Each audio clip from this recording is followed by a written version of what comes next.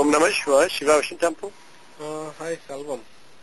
எப்படி நமஸ்கார். யார் எப்படியா பேசுறீங்க? பையன் மாதிரி இருக்கு நீ? எப்படி இப்படி திருடுறா பணம்? Hello, I'm sorry. இப்படி தெவடியா பையன் இருக்க நீ எப்படி பணம் எல்லாம் எப்படி திருடுற?